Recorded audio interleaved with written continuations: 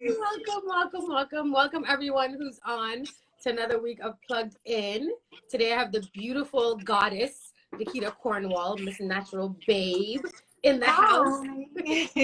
Hi everyone. Hello, and thank you for joining us. Yes, I know a lot of people were messaging me like, oh my gosh, she's going to be on. I'm so excited. I want to hear from her. So I am absolutely honored to be here. Absolutely honored. I really like, you're very inspiring yourself, I admire you and all of these things that you do. I've always seen you like pushing, like just going after doing what you love. It's beautiful. That's what it's about. But thank you for saying that. I appreciate it. So let's talk about who Nikitha Cornwall is. Because a lot of people see you online, they have no idea where you're from. Some of them know where you rep, some may not. So let's talk about who is Nikitha Cornwall. Okay, who is Nikitha? Excuse my out of breath. I literally just ran downstairs just now. That's okay. Right before we started TMI, and ran back upstairs to the loft. So I'm like out of breath right now. But small things. So Nikitha Cornwall. This me. What can I say? I think about this question all the time. And it's like, and even when you ask me like in terms of my titles, I was like, okay, cool. What do I want to be known for?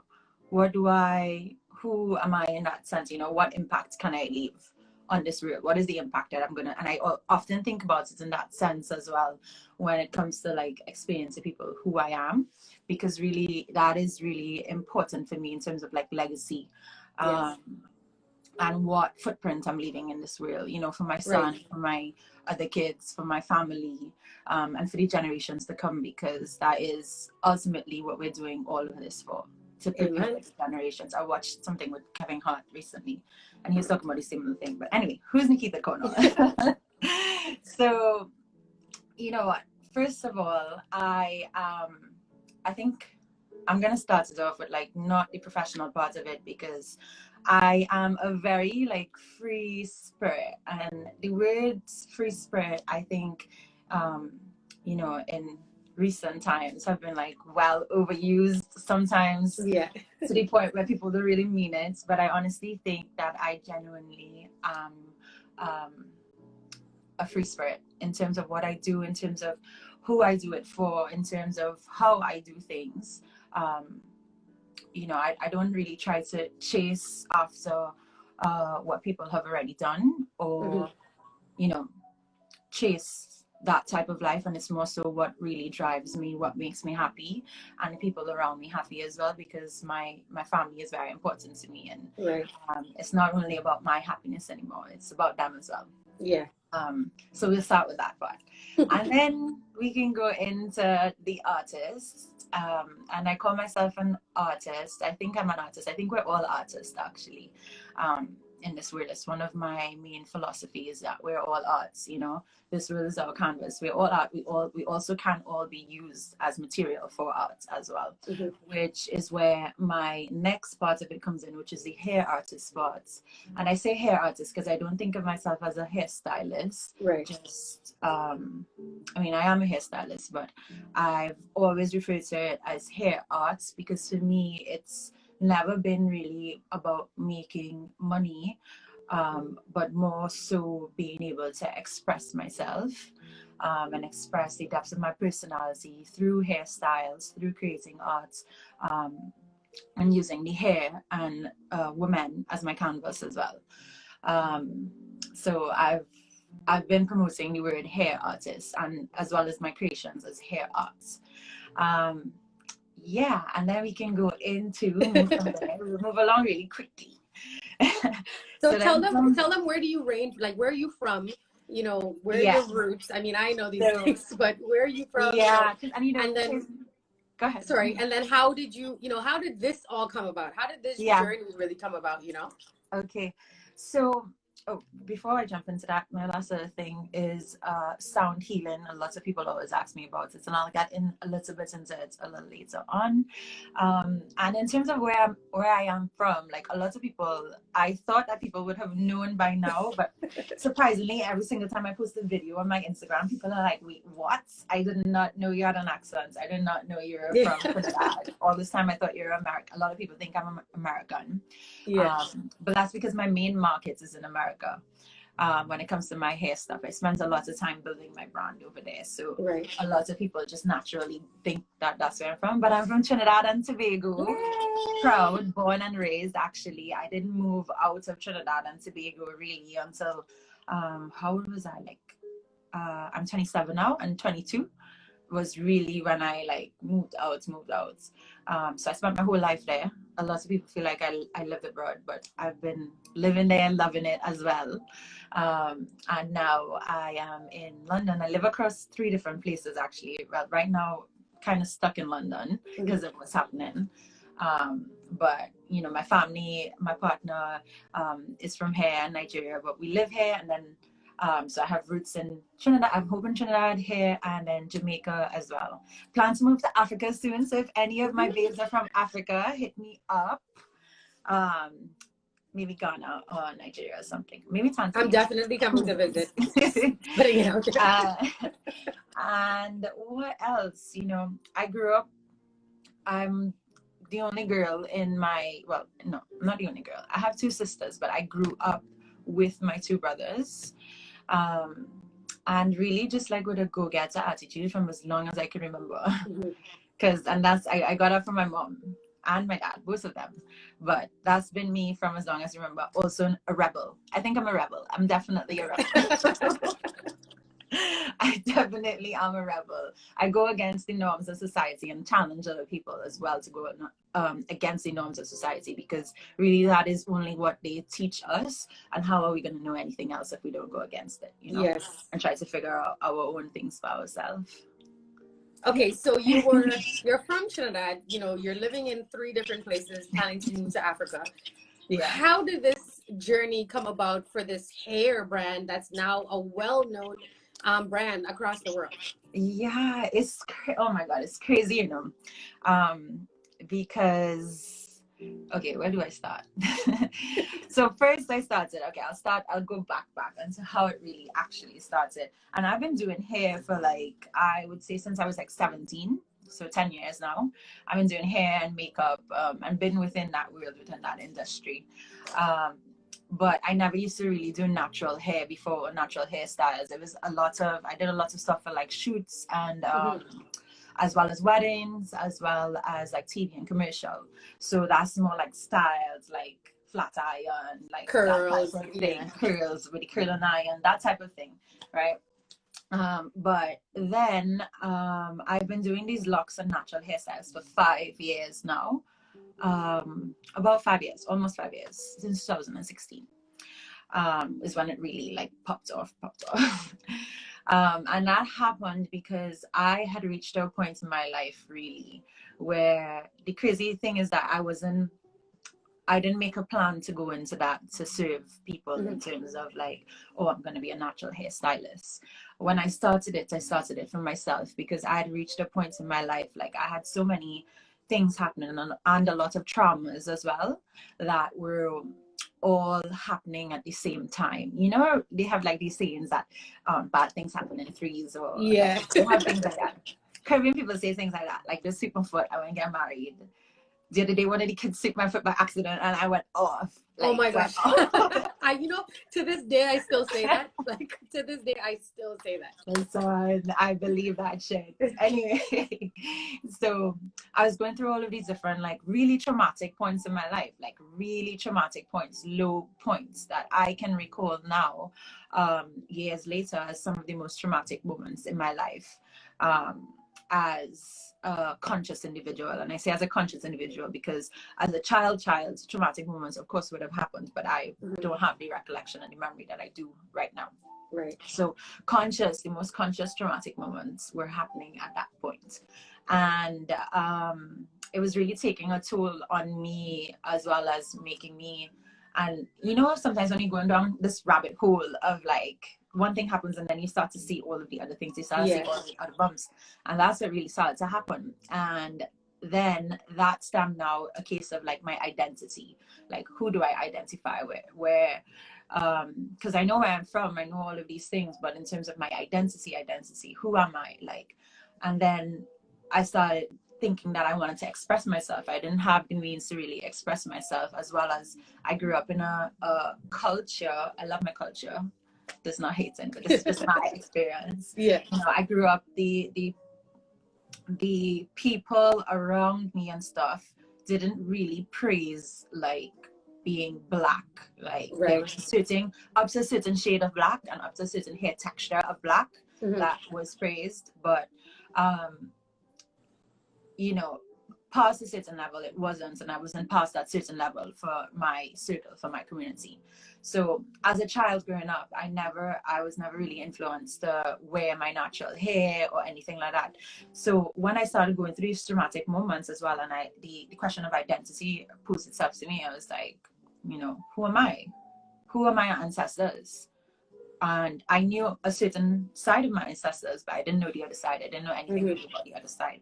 And then that really made me feel like I needed to really express the depths of me and who I was, identity-wise and personality-wise. And the first thing that I went to was these locks, right? And I felt like, because I saw it and I felt like it was a really freeing hairstyle for me at the moment. Yeah. It was something going against the norm. I had just come out of a job. I used to work for the airline, as you know. Not much people would know it. I used to be a flight attendant, and as a flight attendant, there are rules against wearing your natural hair out. Against you can't have locks as a flight, the airline that I worked with, you can have locks. You can like have lots of things that were natural to black people that were they basically try to strip you of it. Not them alone, but the world does that on a daily basis, every single day. And so I just come out of that, and I felt like that was my way. Doing these locks would have been my way of like freeing myself from all of these bonds, all of these ties, all of these shackles on who I was and my African side of me. As well as that side of my personality as well. So I did the locks, but I saw it. I remember seeing the 4 locks around for some time, and I was like, oh, I love this hairstyle, you know, but it's too neat. It's too neat for me. It's just too neat for me. I'm like, everything that I do, I'm freaking wild, right? Right. I love like that. That's the rebel in you. I do what it want type of vibe. So I was like, okay, cool. So I went and I actually got somebody to install. The first time I ever did it, I got somebody to install it for me. And I was like, okay, so here's what I want: it loose and I want it messy, and this is what I want. And she's like, yeah, I can do it. She did it. Of course, it didn't come out like that. Shit was hurting my head for like days. Oh, gosh. So I was like, you know what? I know what I want. I've got a vision of it. I'm going to take this out. I'm going to redo it, and I'm going to execute that, because I'm the only person that sees in my head what it is. Yeah. And that's exactly what I did. And then when I did it, people just started. I posted a picture to my Instagram. This is how the brand really pushed off. I posted a picture to my Instagram. At that point, I had like 2,000 followers or something like that. Just people that I knew from like meeting on my travels, etc. And then within like a week, all of the major like hair pages, black hair pages, protective hairstyle hair pages, to start reposting my picture. Like every day I go on there and it's like 10 reposts, 20 reposts of the same picture, and I'm just like, okay, then people really like this hairstyle. Yeah.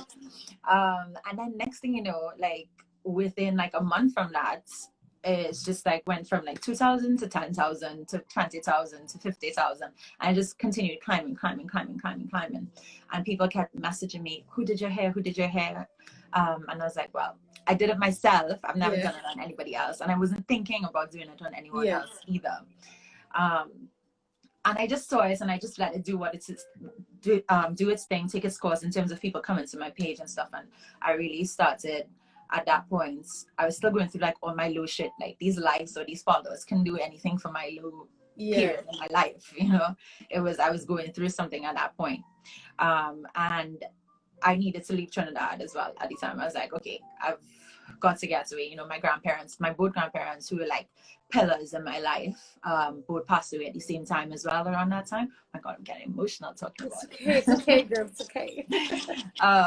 So yeah, my both grandparents who were like my lights both passed away at the same time around that time, as well as I was in an abusive relationship, as well as I like had all sorts of things happening, all sorts of things happening all at one time. And I was just like, wow, this was really out for me. And then I was like, you know what? I remember sitting down and saying, okay, Nikitha, what do you want? And then I was like, you know what? I'm going to pray. I'm going to sit down and I'm going to pray. And I got down and prayed. And I was like, God, whatever your path is for me, show me, reveal it to me, and I will follow. Reveal the path to me and I will follow. I am surrendering at this moment, because clearly I had no idea what I was doing all this time, and all of these crazy things kept happening. And I was like, I surrender at this moment. Reveal your path. My eyes are open. My ears are open. I will listen. I will follow along this path. And then there was this makeup course happening. I hope you guys are keeping. It's a lot of things happening. There's pieces. I'm trying to explain it in a way that is like I can keep you guys on track. Yeah. So at that point, remember I told you guys I was doing makeup. I did Kerra's makeup, right? Yeah. And I was doing makeup, and there was this makeup course that was happening in New York, and I was like, you know what? I left my job that I was in at the moment. And I was like, you know what, I'm gonna go do this course. It was for like runway and stage makeup and magazine editorial makeup. I was like, I'm gonna go, because also that is a way for me to really express myself, because it's not regular makeup, it's editorial, it's avant-garde. You get to paint the face literally in the most artistic sense of the word. So I was like, but at that time I left my job. I had just gotten a new car. Right, just got a new car. I was living in apartments, and I left my job. So I was like, all the money that I have left, I have to leave it there for my car. Otherwise, my car's gonna get taken from me. You know. So I was like, so basically, you have no money, because all the money that you have is gonna go towards this car and paying rent and all of these different things. And I had to be smart like that and put aside whatever I need to put aside. You know. So I was like, okay, so what do I have left? And I was there going through my bank account, so I'm like, okay, you've got nothing left. And I asked my mom actually to purchase my ticket for me to go to New York.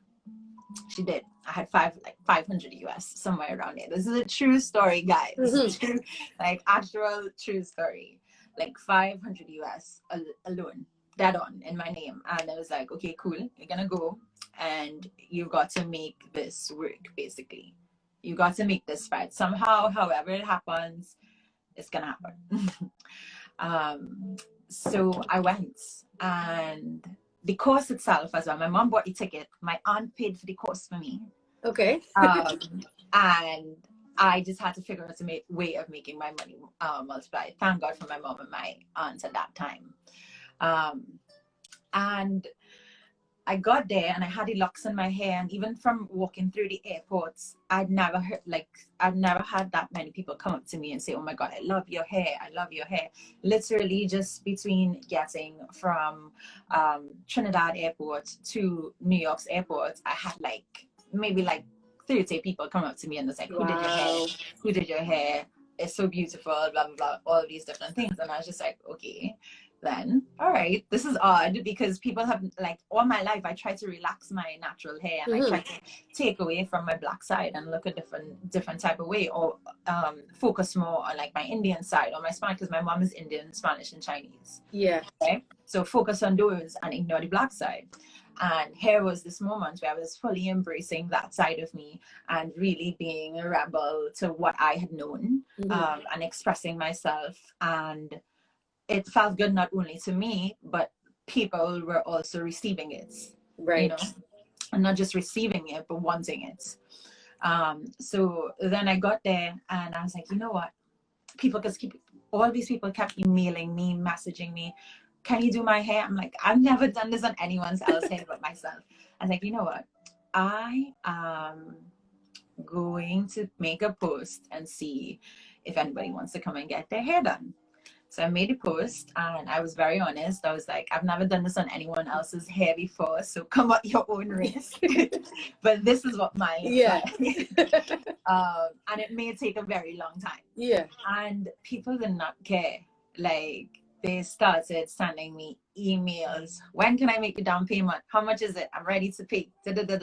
Within no time, I was fully booked. Yeah. Like fully booked for my entire stay there, until the point where I had to start extending. And then next thing you know, I organized all my shit and I moved. I'm moved. I just moved. I was like, okay, what needs to be done to move? Got that shit done and I moved. And I toured America for like 2 years. I went to like 20 states, just doing this thing that was a sense of freedom to me.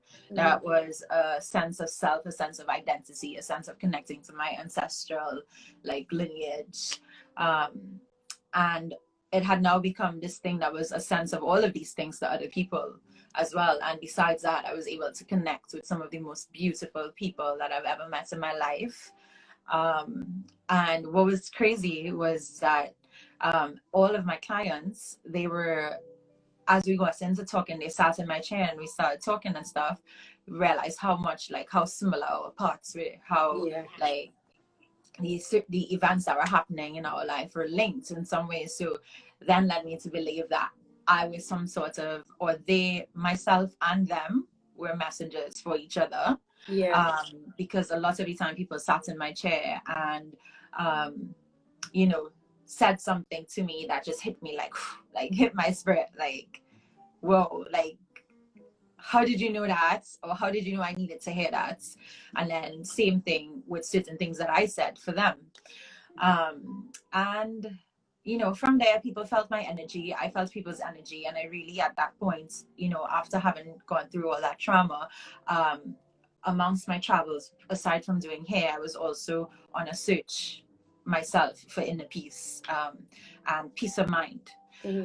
So, you know, everything that I did reflected that. Every movement that I made, every response that I had, even though it was free, it also reflected that of, you know, someone that was on that like journey to finding a peace, or self-love as well.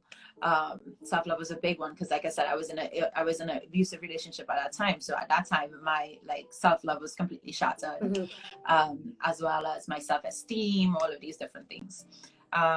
So I met these beautiful people. People continued feeling my energy, and I continued feeling their energy. And when something is moving on that frequency, when something is operating on that frequency of just like love and peace and willingness to share and understanding, as well as empathy, I feel like there's no other part for it really than just like something great, something beautiful. You know?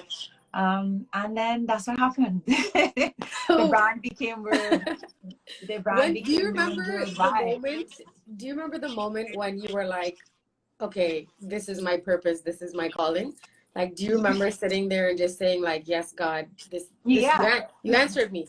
You know what? And I realized at one point when, like, so I was doing I was doing these locks, and it takes like about 4 to 7 hours, anywhere between then, to do one person hair, right? Jeez. And I was doing 3 people a day, every single day.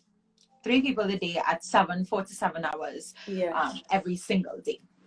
So I was spending like my first client would come at 8 a.m. I'd have one at 12 noon, and then I'd have one at 6 p.m. So sometimes 12 a.m., 1 a.m., I'm now leaving the shop, now finishing hair, and then getting ready to do it all over again. And then the moments when I was like, it didn't feel like root to me anymore. I was looking forward to getting up the next day and doing it. I was looking forward to meeting my next clients. I was looking forward to all of these things. I realized that, you know, it was not only a means of making my money extend, or, you know, trying to get back up in terms of money wise, but it had become, or it was something that I really loved all along. You know, and as well as I kind of sit in my chair and cry. I sat there and I cried with my clients. When like my experiences with my clients is really what made me realize that, you know, this is my path. this was a part that was revealed to me. And luckily I saw it and I was open to it and I followed, because I think most of my clients, the connection that we shared while they were in that chair, you know, something I can't even really describe it here. It was far beyond like a physical experience. It was emotional, it was mental healing, it was spiritual healing.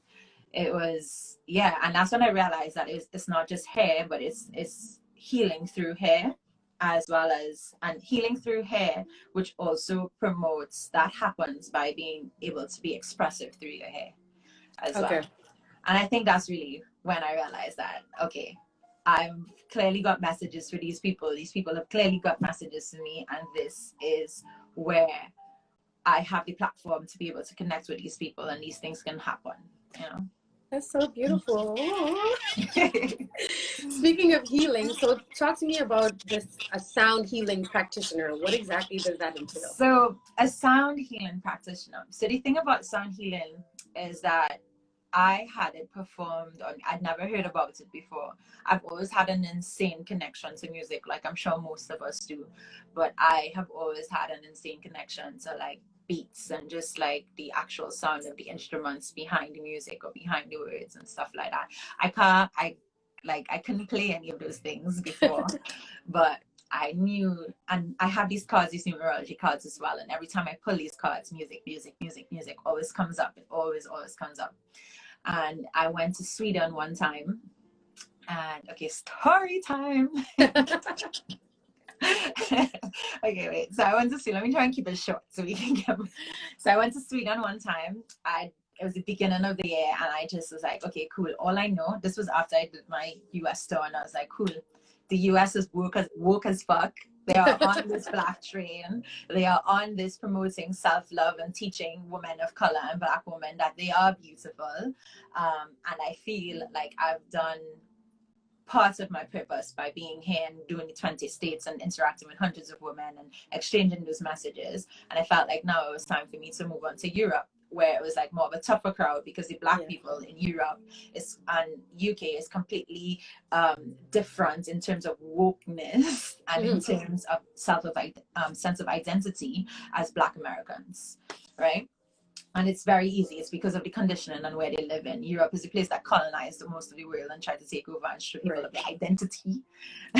And that's where they live. So obviously, for them to change what they already knew would be something that was harder, especially when it came to hair and partners accepting people based off of their hair and stuff like that.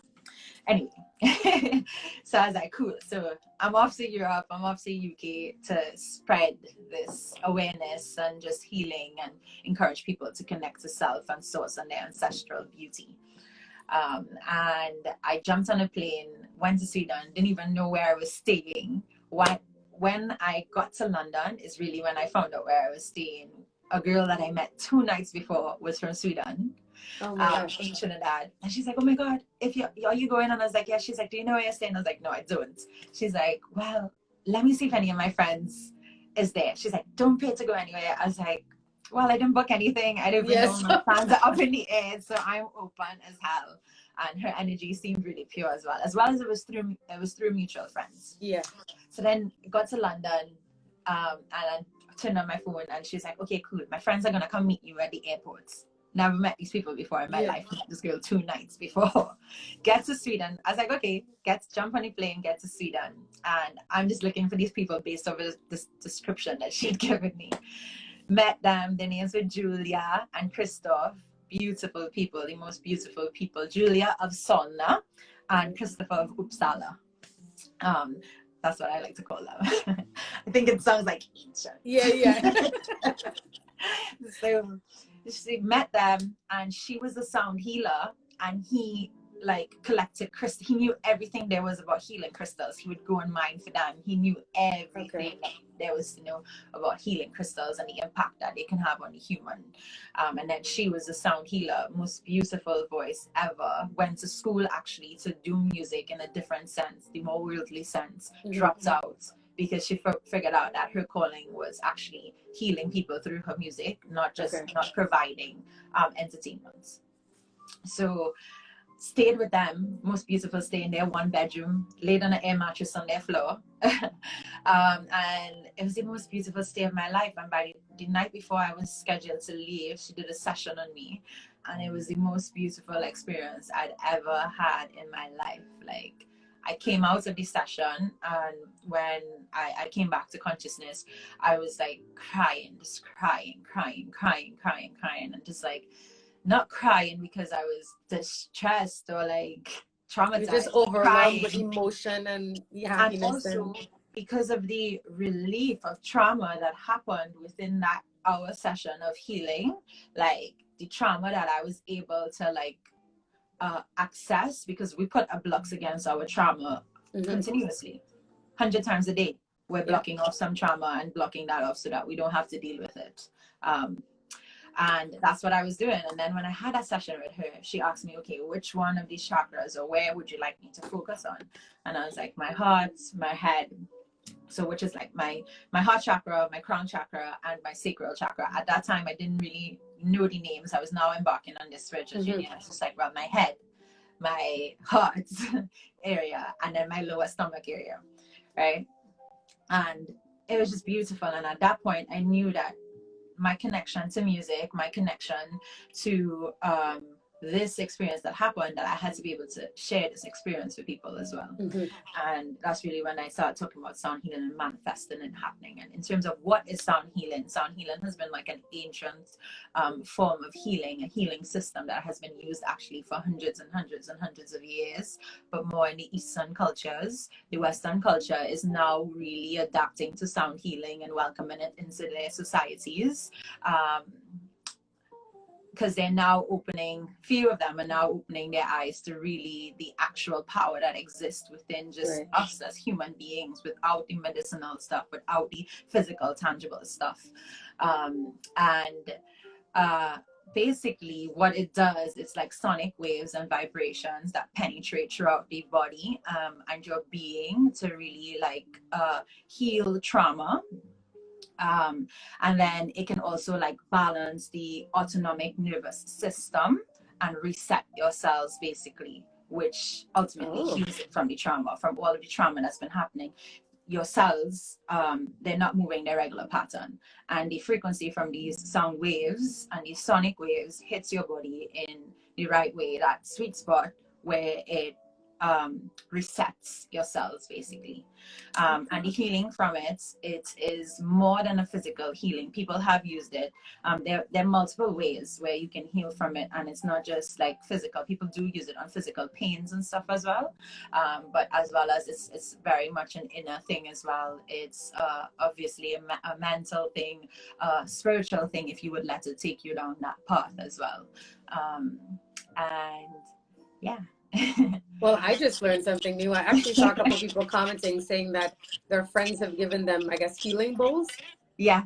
So I've got a few instruments here. So this one is one of my bowls. This bowl is made, it's yellow because it's the same color for the sacral chakra, which is like your sex organs and that type of trauma as well. It heals a lot of, most people have sexual trauma. Most people, in the slightest of ways, even that they don't even really know that it's that, they have sexual trauma. And so this one is so that I could just sound it quickly for you. So that's like an entrance sound, and you allow the sound to really play out. You can play this around the person, over them as well, and it will do its job. And then besides sounding it, you can, I don't know how it's sounding through. It's clear. Yes. It's probably not doing it justice, but it is the most beautiful thing, and it calms your spirit actually. It sounds very calming. That's for sure. So that one is a crystal bowl. Got these chimes, which are really good. Oh my gosh, I'm just thinking about a massage and like sounds.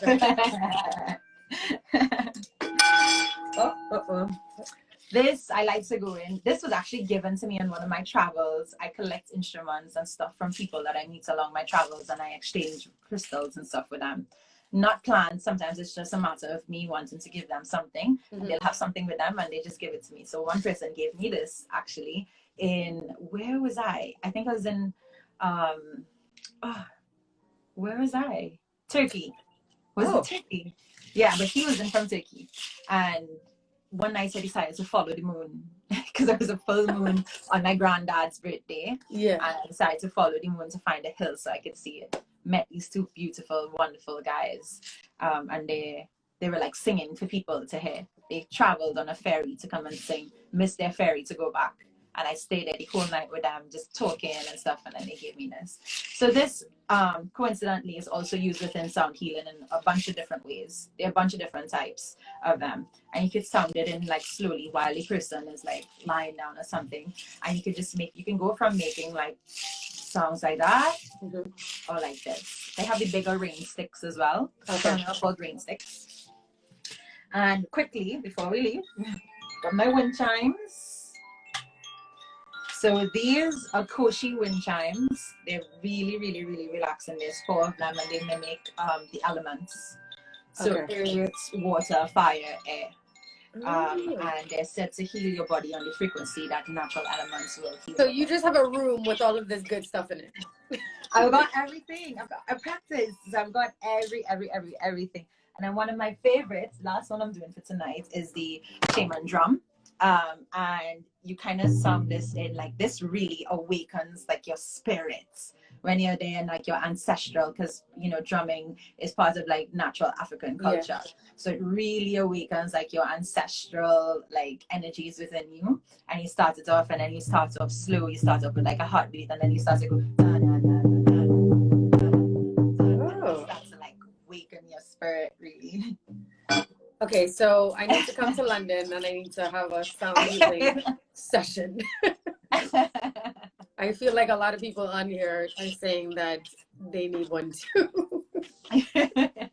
No, it's beautiful. It's absolutely beautiful. And you know, healing now, you know, everyone is into wellness now more than ever. But you know, healing apart from the physical sense in terms of being like stuff like medication and pills and stuff, the power of that type of healing, of holistic health, is actually insane. Is actually insane. And simple practices like yoga and all of these different things as well increase your wellness and your state of mind and stuff like that if you could incorporate it in your weekly routine. And then sometimes you don't have to be a sound healer or a practitioner to just have one of these wind chimes in your bedroom or wherever. And when you're feeling some type of way, you just sound it, and you really allow yourself to go in that moment with the sound, and it could just be a sense of healing for yourself alone, you know? Okay. I'm actually like now on this path of, you know, therapy and all these other things. So this is really good information, because again, a lot of people don't really know about this. They know about, you know, just going to the pharmacy and buying Advil and buying this and buying to, you know, suppress anything that they're going through. So a lot of people, like you said, are now going through this new journey of just a more holistic type of healing. So and it's much needed. It's much needed, because from time the system has been, you know, looking to, like, from kids from a young age, something small happens and they're like, oh, he has ADD, he has this, he has that, whatever. Put him on these drugs, and these drugs have side effects that are causing people to commit suicide, causing people to do all sorts of crazy things. And it's really the system, and they do. That's another conversation that I could go into with the targeted distribution of these things. But it's real, you know, and the impact that stuff like sound healing and holistic health can have on you is like, it's phenomenal compared to what medicinal stuff can do. Actual physical, tangible medicinal stuff. Okay, so we've covered, so we understand now how Naturalbabe came about. So we have the story, we understand, you know, this is obviously your calling, this is obviously your purpose. God has said, you know, this is for you, and now you're living that dream, right? And you're living your truth. So let's talk about Island Wave and how, you know, now you have your own line of hair, which, congratulations. I know you sold out yesterday. So congratulations. Thank you. I'm in my little studio right now, which is why I have everything nearby. Okay, I did not specifically prepare. I have everything next to me because I'm in my little studio space. This is it, Island Gal Wave. This was the first. I love the branding. Thank you. So you know what, my friend illustrated this picture for me, who also happened to be my very first client as a lock doing locks. Oh my gosh. Very first person to pay in full and do her hair, right? Yeah. And we became best friends. Brienne, her and I became best friends to the point where whenever I got to New York, that's where I stayed with her. Yeah. So she illustrated this for me. No, it's a gorgeous, gorgeous branding. Wow. She did this, and then my partner, he did the outside and he did the box itself. He put everything together on the box. Good partner. Yeah. So Island Gal Wave, that's the first part of it. That's the first release when it came to Naturalbabe hair and actually having a product. Wait, Kerra? Yes. I'm like, Kerra! I can hear you still. I was like, Kerra? Yes, I'm here. So yeah, so that was like the first actual product in terms of a physical product from the brand Naturalbabe, because before it was just me going around doing people's hair. And that was the first physical product. And you know what? It has been really a journey to get it to this. It's hair and it looks easy, like, oh, nice, cute, got this done. But shit was hard to get to this point. I have been manifesting this from the time I started doing locks. From my very first clients, I said, you know what? I'm going to have my own brand of this hair one day, because I went through so many different types of hair. Because again, I had a vision in my head and I knew what I wanted. And really in the beginning, I was creating based off what was available to me in terms of the textures of the hair and stuff like that. But I had a vision for what it is I really wanted and how it could have given you the effect that you wanted easier than having to go through a long process of these textures that were not perfect for it. So since 2016, I've been manifesting this hair brand. And finally, and here it is. Here, and I'm here for it. I'm so corny sometimes. No, you're absolutely cute.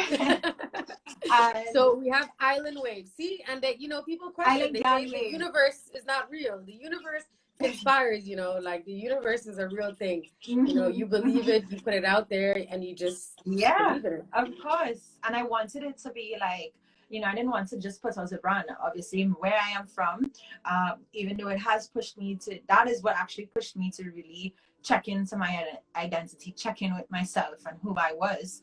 And I needed to pay homage to that as well, which is why I wanted to stick to Island Gal. That's how I came up with Island Gal Wave, as well as I love it. Has a good ring to it too. Island Gal Wave. Yeah. As well as I love the ocean, I love the sea, I'm always there. And then with the names of the colors as well, you know, I'm very well, I said I'm free before, and I am very free, but I'm also very intentional is it. I'm also very intentional in everything that I do, especially when it comes to this brand. And you know, everything now moving forward, since I got on my healing part, because I realized you have to be intentional. It's great to just be free willy-nilly, but it's even more phenomenal when you are very intentional about the positive impact that you want to leave. Right. So with the Island Gal Wave, the names for the colors, I chose names like, I'm gonna have you guess what color is what. Okay. So I have Jab Jab. Black. Black, darkest black. Yeah, dark black. Pitch Lake. That's a little lighter than black? Yeah, no, it's also black. Like black. Okay, it's like off black. Okay. So everybody dark, like jet black and black. Right. Okay. So Jab Jab is like darkest black, and then Pitch Lake, which is like off black. Sorry. Right. And then we keep it Caribbean. Okay. Yeah, the whole thing is just goes down the line of like Tamron, Tulum, all of these different things. I wanted to keep it, and not just Trinidad, but also around the Caribbean as well. Right. Because Jab Jab is Grenada. Yeah. And then Spice Isle is one of them, which is a nice mix. And then is that like a brown kind of? Yeah, it's like a kind of almost like coppery, spicy color. I've got a wig here with it. Ooh. So this is called Spice Isle. It's spicy. And yeah, and it's been doing really well. People responded to it really well. And what I realized as well is that my biggest supporters have been like African Americans and living in America, as well as Caribbean people living all over the world. it has become so apparent to me of how much we love to support each other. And for a long time, living in Trinidad alone, I didn't think that people like wanted to support me in that way, you know. Right. And then when I see, because you know, you can see where your all the stats on your purchases, and they're all like, it's beautiful. It's absolutely beautiful. The support that I've been getting from our people has been absolutely amazing, honestly. That's what And it's yeah, all that's about. yeah, we just sold out of my that was my third drop. So I did two drops before that. Sold out in 2 days, which is crazy. Congratulations. The second, thank you. The second one sold out in 1 day. And then this drop, which was like a bigger order, it was quite large compared to the others. Took a few weeks to sell out, but we're finally sold out. And now we have the next drop that we're having is opening for worldwide sales. Yay! So I'm stuck in Trinidad, so just let me know when the Trinidad shipments are going out so I can put it in order. Yes, but it's amazing. It's honestly been a really beautiful journey, and I have to, you know, just thank the women that are watching right now, the women that, you know, follow along my journey that I've met and that are ready and willing to like step outside of societal norms and allow themselves to really just be expressive and identify with who they are. Right. Okay, so let's get into some more questions. So because we understand thoroughly now. I mean, I have to say that I wasn't 100% sure how that journey started, you know, and along the line. So hearing the story now, it's definitely a very beautiful story. Especially because, you know, I consider myself to be very spiritual. So, you know, you called on him upstairs and said, hey, like, I'm surrendering myself to you. I need you right now. Just show me the way. And he showed you the way. And now you are positively impacting women around the world. You know, there's nothing more beautiful than that. So I commend you on that. I'm proud to call you my Caribbean Trini sister. You know, that's really awesome. But so what do you think would be like your favorite aspect of doing this work? Creating these hairstyles, like, so I've got my wig line now, and that gives me a chance to be able to do these hairstyles again on actual, feel like if I'm doing it on clients.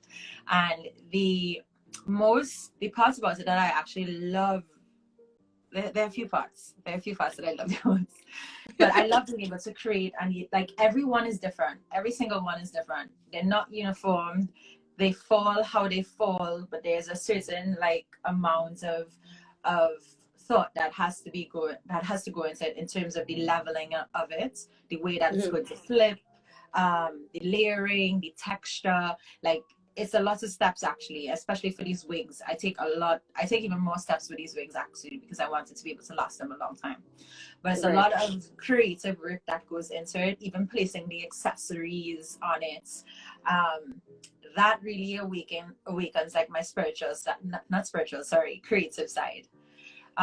In terms of being able to do that and actually have this blank canvas, which is just the hair before, and turn it into this beautiful piece of art, which is why I'm calling it wearable art. So everybody that gets the locks, they get this little thing right here, and it is a little card with the image on it. Super and then the back of it says Certificate of Authentication, Wearable Arts by Naturalbabe Pro. And I'm calling it wearable arts because it is wearable arts. It is art that I'm creating, you know? So that's one of my favorite parts, being able to express myself and be creative like that. And, you know, make everyone different in slight ways, but still they're different in terms of color, texture, all of these different things. And then another part of it is being able to connect with these women, you know? Now I have to find other ways to connect with them, and I've done so via my, like, I have little videos that everyone who purchases gets. And that's like my little way of connecting, as well as leaving like little stones and goodie bags for them with like spiritual healing stuff. That's my way of connecting and just encouraging holistic health as well. And that, when I was able to do that in person, that would light up my day. You know, I considered each session like it really was healing sessions. It really, really, really was healing sessions. And that really is one of the most rewarding parts of it, as well as one of the most amazing feelings that I get while doing hair. being able to interact with these women and connect, not just on the physical level, you know, but emotionally, spiritually, mentally. Like, we connect, as well as I tell people all the time, hairstylists, hair artists, you know, we have the opportunity to be within someone's direct biofield. And being within someone's direct biofield means being within the energetic space that directly surrounds that person. So you're within that person's energetic field, where their atoms exist, where their energy vibrates, and all of these things. So this is my physical body, but my direct biofield is really this. Right? Doing someone's hair, I'm within that direct biofield. That person is within my direct biofield. So the impact that you're able to have on this person and that person on you during that time is insane if you're aware of it. If you're not aware of it, and not just impact positively, but there are moments where it can negatively impact you. So being aware of it as well allows you to protect yourself from any type of energies that may want to linger or latch on, as well as be able to open yourself enough to receive good energies and to also give off good energies as well. So that's something that I'm also, that has been really a driving force of my brand when I connect with people and when I do people's hair, in terms of, I'm very, again, intentional about that transference of energy and ensuring that it's positive. It has a positive impact on me as well as on them.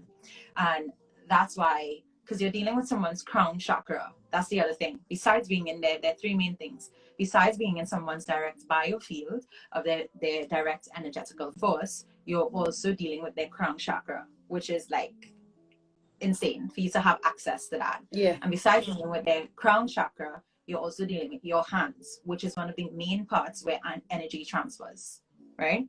So you're dealing with someone's crown chakra, you have your hands, which is a main energetical transference force, and then you also have their direct biofield. Those three things individually, insane. Those three things together, like magic, if you know how to really work with it, you know? So yeah, I'm honored. That feeling of being able to be in that space and send off that good energy and receive that good energy as well, it really is something that satisfies my soul. Satisfy my soul.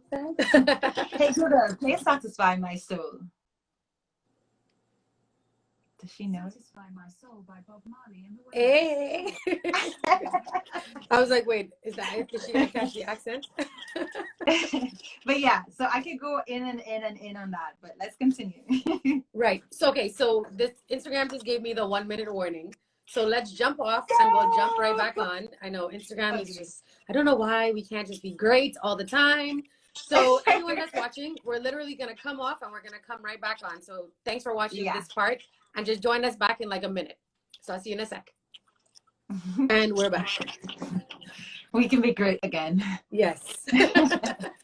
It drives me crazy that they continuously do this. Even when DJs are playing, they just keep cutting off. And I'm like, this makes no sense. It's annoying. It's driving me crazy. By the way, what time is it by you right now? 1:01 a.m. Oh, well, I mean, you look bright-eyed and beautiful at 1 a.m. Do you know what? I slept during the day today because I knew I was going to be up late.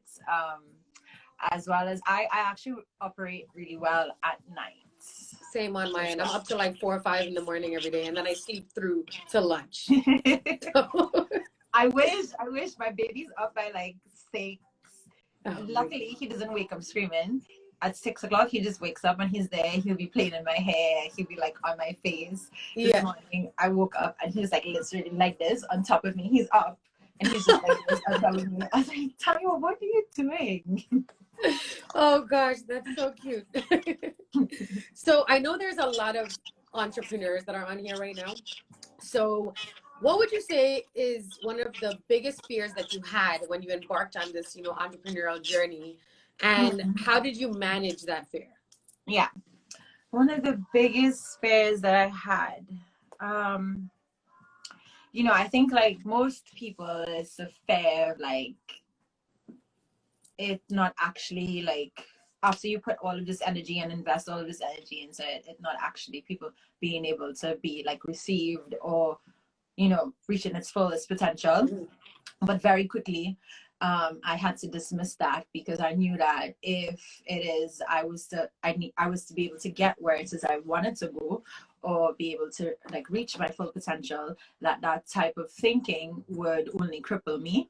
And it was really conversations that I had to have with myself. It didn't happen just like that. It wasn't just like that, oh, this is going to cripple me, I'm not going to think about it again. Because obviously, as you're putting time, energy, like putting things on hold to pursue this one thing, you know, those fears will arise.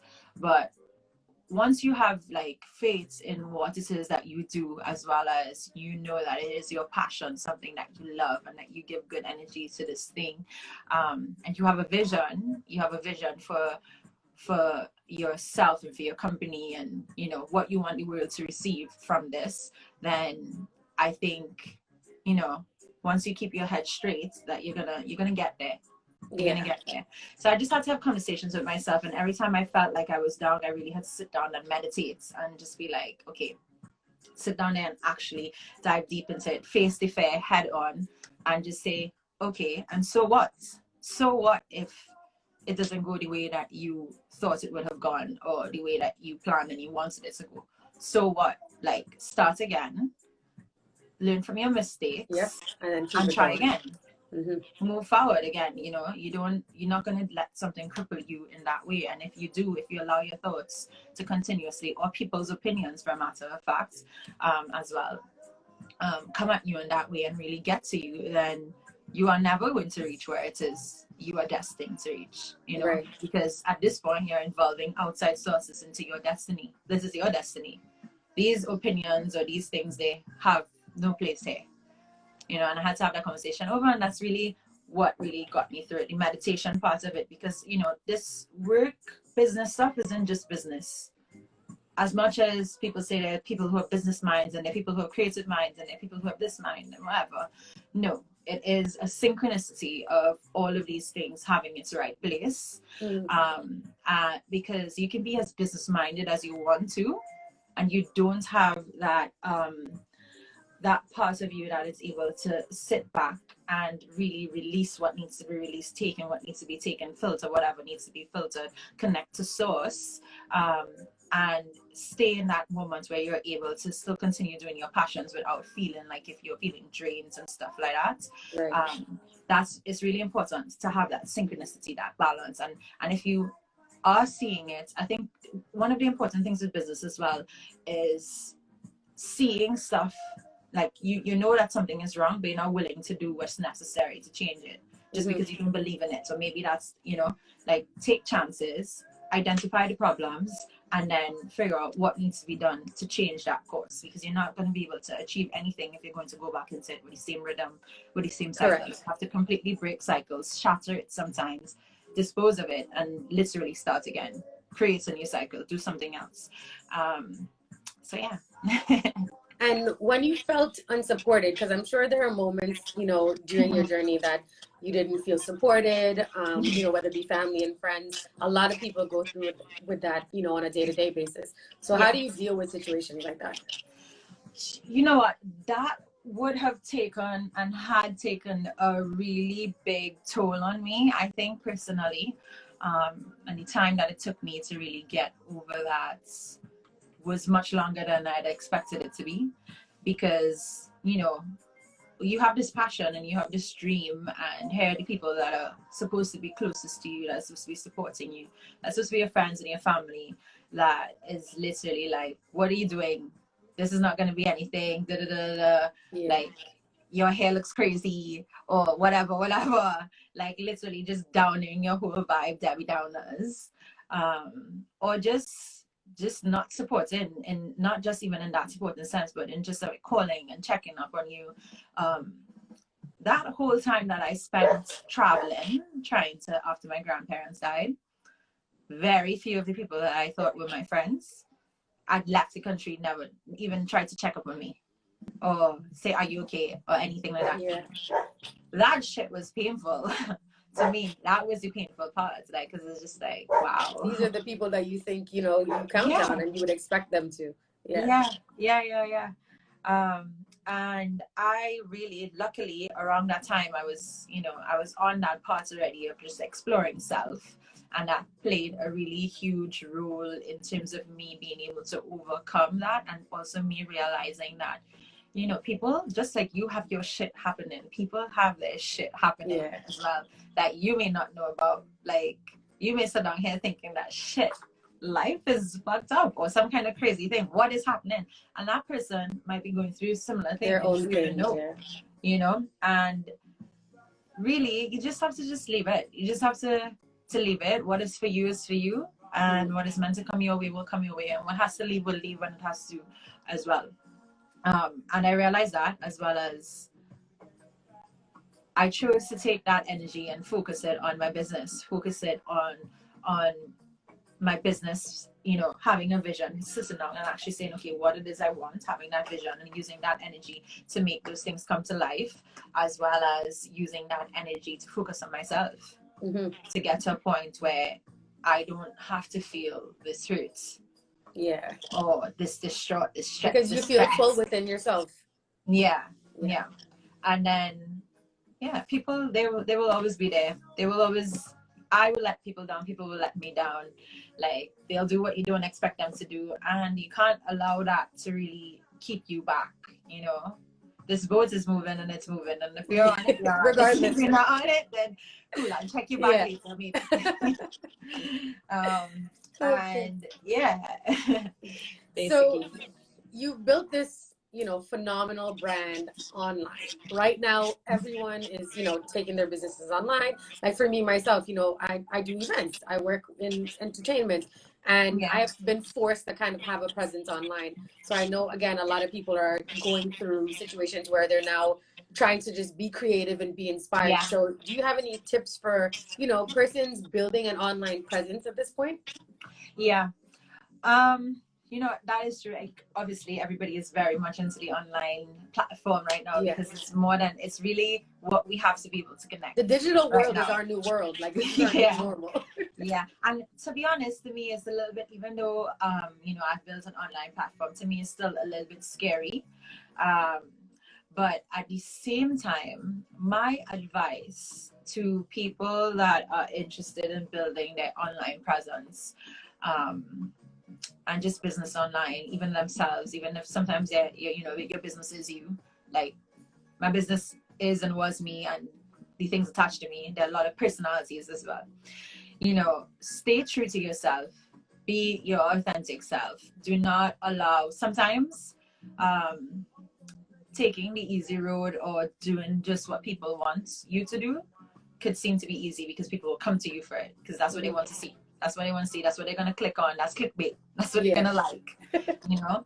But sometimes, most times, you always have to be grounded in yourself and who you really are. What is the reason you started? Why you're here? Why you're doing this? Be grounded in it and not lose yourself in the hype of it. As well as, just be true to yourself, you know. Because anytime you lose yourself trying to just do things to gain people's attention, you're gonna end up losing everything, basically. Because then what is your purpose anymore? If your purpose can never be just to give people what they want, in terms of what all of these individual people want. You're never going to be able to do it. Correct. So it's more about, how do you stay true to yourself? How do you create this business? How do you build this business and you know, be able to have a successful business in terms of however you see success. For me, it's touching lives. For me, it's being able to connect and heal with people. And it could be you know, being successful in terms of making $1 million a year, making whatever. And that's all well and fine. You know, we all want to have that bag secured. Yeah. So it's like, that's absolutely fine. But make sure and keep yourself grounded within that process. You know, don't sell out just for the money, because the money will come and it will go. And where will your happiness be? Where will your sense of self be? Where will your passions have gone to? Where your zest for life, your like want and your need and your love to create is going to disappear. And then ultimately, you as an individual, not you as your physical form is going to be there, probably just tired and just not even know what direction to go. And then you yourself, you're just not going to have any motivation to do anything, because you haven't been doing things for yourself. You've been doing things for people, for the people. Your things haven't been driven out of love for the arts. Yeah, you're you just know, doing it for doing its sake. yeah, or caught up in just again reaping the physical benefits of it, you know, and instant gratification, you know. fame and all of these Yep. different things. So stay true to yourself. And I've found that when you do that, actually, the success that you're able to achieve is way greater and way more meaningful, way more purpose filled and substance filled than any millions and millions of dollars per month. Because you can have all of the physical things and be, but inside you're broken feeling and torn ruthless and inside, you know. yeah. So stick to what you love. Do what you love. What would you say keeps you grounded? What keeps you grounded and what keeps you inspired? Okay, so what keeps me grounded is honestly nature. Nature keeps me grounded. Like nature really keeps me grounded. My spiritual side of me keeps me grounded. My connection to source, being the infinite light, being the source of all of our energy, that keeps me grounded. My son keeps me grounded as well, because I know I have I am in the process right now and have been in the process with my family as well, in terms of my, you know, our beautiful blended family, breaking generational cycles and generational curses in terms of like how a family should be and stuff like that. And they really keep me grounded as well, because I know that I've seen a certain way, I've grown up in a certain way, and seen it all around me and seen the negative impact that it's had. And I'm really on a mission to turn that around and change it for the generations to come. Maybe I might not be able to do the whole thing myself, but at least I would have been able to start it, and also encourage it. So keeping me grounded. Connection to self, connection to source, connection to my family. Okay. Generational curses. And what was the other question? What keeps you inspired, especially during this time? Yeah. You know, this pandemic. So you know what? Much of the same things almost keep me inspired, to be honest. I allow my feelings, as well as my feelings are also a very huge source of inspiration for me. I allow myself to, I've developed like techniques, self techniques, as well as like just rhythms where I train myself to really create when I'm feeling things. Because I know that that's when, like, I'm going to show you one of my paintings right here. I'm just going to turn the camera. Oh, I love the colors. It's huge. Oh my God. So it's really big, actually. It's really big. And this painting, I started creating it. I did the background first. I don't know if you can see eye is piercing. And she's not even finished. She's not finished. When she's done, she's gonna be like looking into your soul. I'm calling her the all-seeing eye. Okay. But I did the background first, which is all the splatter and all of the things, and then I started with the face. And the reason I did that background first, how it came about being that way, it links all back into this in terms of my source of inspiration being and allowing my feelings to inspire me. I was going through something that day and I felt I needed to release. I had all of this release. I have all these things inside me to release. And I was like, you know what, I'm going to paint. I'm going to release it on the canvas. And instead of going and saying, oh, I'm going to draw this woman, or I'm going to draw this flower, or I'm going to do this whatever, first I go onto the canvas and I allow myself to freely just like do whatever go crazy. I want, throw paint, and then when I feel like I've expressed myself, I come back in now and I fine tune and I go back and I say, okay, cool. This shape right here looks like an eye to me. Let me follow it and see where I'm going. And then it starts to develop and stuff like that. And in my creative process, even with my with my wigs and stuff, and I had to learn to really distribute my energy to certain things accordingly, because I'm not going to go in and start creating hair stuff if I'm on that energy in terms of like having things to release and stuff like that, you know. I save that. I do that with the paintings. I do that with anything that I'm creating, like molds. I create all sorts of crazy things whenever I feel like. Sometimes I work with wood. Sometimes I work with like clay. I work with whatever it is I feel like, right? So I save that for that. And then when it comes to, I'm very specific. So I know, okay, I'm riled up today. I feel this way. I'm gonna put that inspiration into my paintings. I'm feeling so happy today. I'm feeling so like empowered and so beautiful. Put that into your I'm hair. gonna make a beautiful ass lock wig that when somebody puts that shit on, they're gonna feel that energy. They're gonna feel beautiful. They're gonna feel inspired. They're gonna feel like a work of art. They're gonna feel like, so I'm very selective in distributing my emotions to different things and allowing that to serve as inspiration along different mediums. Let's talk about mommy life. So, I mean, your little one is the cutest little thing. I just wait for you to post pictures so I can be like, oh, you know, how are you balancing out mom life, you know, having a partner and entrepreneur life? Like, this is a lot. Yeah. I know. It's crazy as well because during this lockdown, I've been the most like in demand of my personal time in terms of being able to create. I create all of these wigs for myself, and it's like hundreds that I have to make. So it's like, it's crazy actually. And then, you know, I went from being a mom of 0 to a mom of 3. So it wasn't just my, you know, my son, he's got his sister and his brother as well. Yeah. And you guys all live together with all my heart. Oh my what? You guys all live together? Well, we share it equally. Okay. So sometimes their mom will even have Tayo. Okay. And then sometimes for a week we have all of the kids, and then sometimes she has all of the kids, and we share it evenly. So like already when all of these things first started, like the COVID-19 and stuff, we had that for like a month, all 3 of them. And that was also like when I started doing my wig stuff and all these things. So I had to really find a balance because now it's not just baby, and they're 6 and 7. So it's like ages where it require lots of attention at time. And yeah, so I had the baby who's not even a year yet. He's gonna be a year on June 8th, which is also my granny's birthday. Melt my heart. Look at her sending an angel for you. Look at that. I know, it's beautiful, absolutely beautiful. And so I've got him who's about to be a year, and then 6 and 7, Tejo and Alani.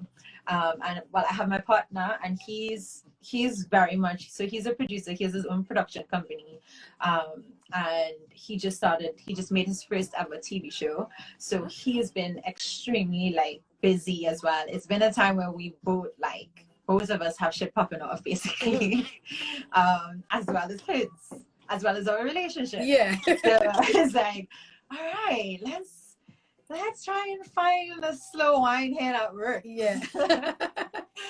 So basically I had to find that way to make it work. And now my routine, I think it's coming together, but it's very key to not allow yourself to feel overwhelmed. And also communication with your partner is where it all begins, in terms of, you know, yes, the children are also like our main priority, but if we are not well individually and together as well, then there's no way that we're able to provide an environment for them where they're able to thrive, where they're able to feel love, where they're able to, you know that everything is on lock in this house. This is our home, this is our people. So communication with my partner has really been something that is at the top of the list. Being able to allow, and that for me as well in previous relationships wasn't something that came easy in terms of like expressing myself and like what I was feeling at the time. I would just like keep silent. And with him, he really encourages me to express myself. He's like, I'm not going to judge you for anything.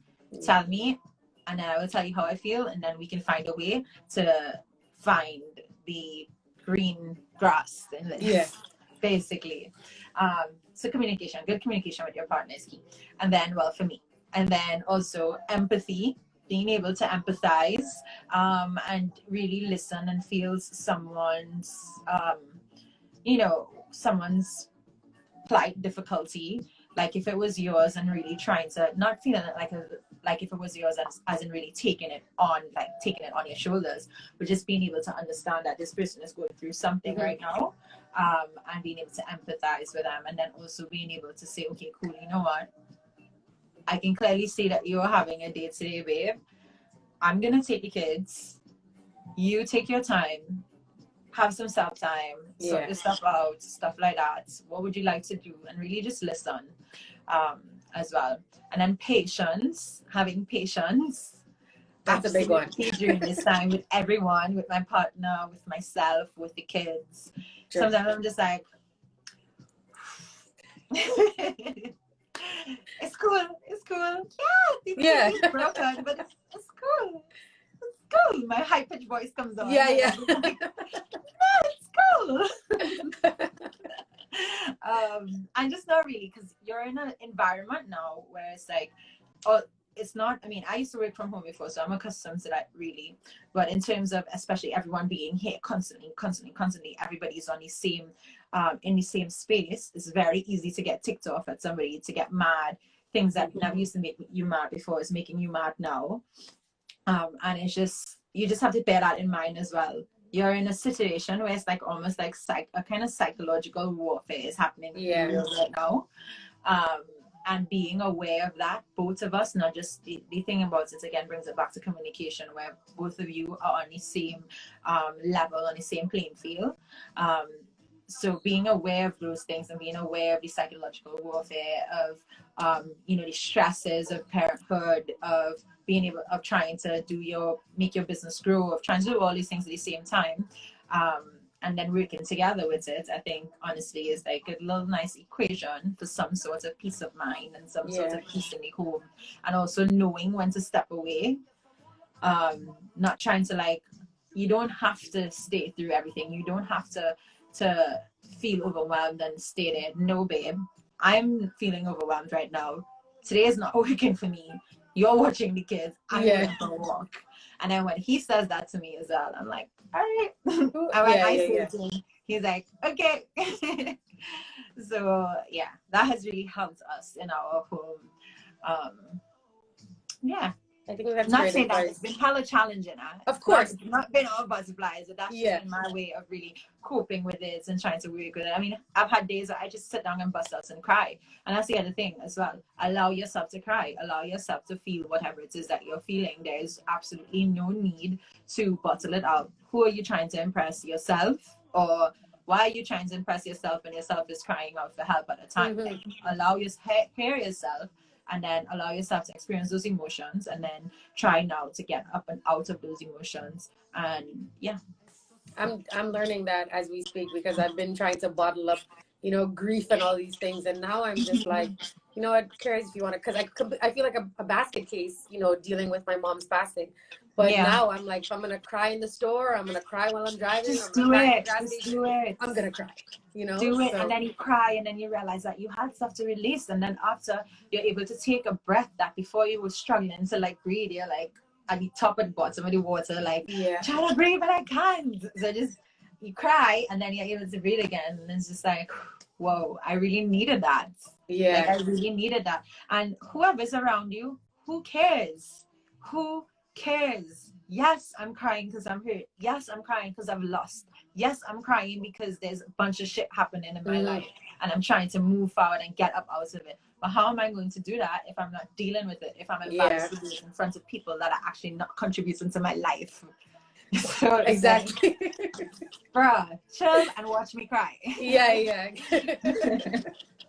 Enjoy the moment with me as I really, release a sigh of relief.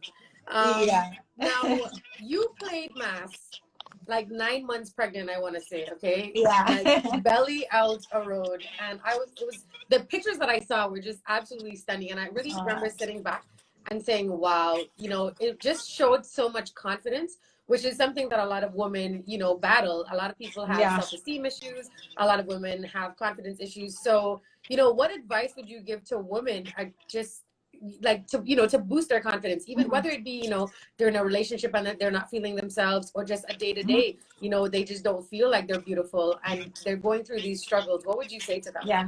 Do you know what, I've had those moments, and to get out of those moments, there are certain things that I started doing.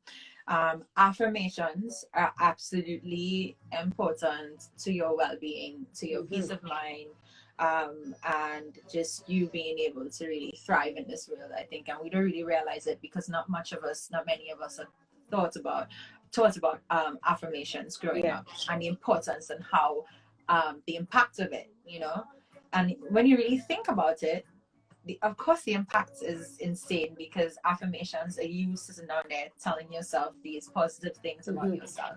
Think about the impact that when people say things about you, that it has the impact, and it's because you're hearing these things over and over, and you start to believe it. You start to believe these things that these people are saying or whatever, and it may have a negative impact. So imagine you switch that around on yourself and start saying every morning you wake up and you're like, you're beautiful. You are beautiful. You are a phenomenal woman. You are amazing. The impact that you are leaving on this world is amazing. The breath that you are breathing right now is one of absolute glory. Like say things to yourself, and say it in a way that you also mean it, you know, not just like you just saying it just for saying it sake, but actually get yourself to say that to you, like if you were another person needing to hear that. Right. Because your healing begins with yourself. There is no one on this earth that could come and tell you you are beautiful and you believe it more than when you say it to yourself. You know? So, you know, I had affirmations when I was going through my thing. Like every morning I would wake up, during that time, there was a time where I felt like I was unworthy of love. Like I wasn't, like something was wrong with me. I did not feel like people constantly on the outside were like, oh my God, you're so beautiful, or whatever. All these things that they were saying that, you know, women love to hear. And they would say those things to me, and as soon as I hear it, I'm like, they're just saying that because whatever. Like I would find an excuse for it. Like I wasn't beautiful. I didn't feel like I was beautiful to myself.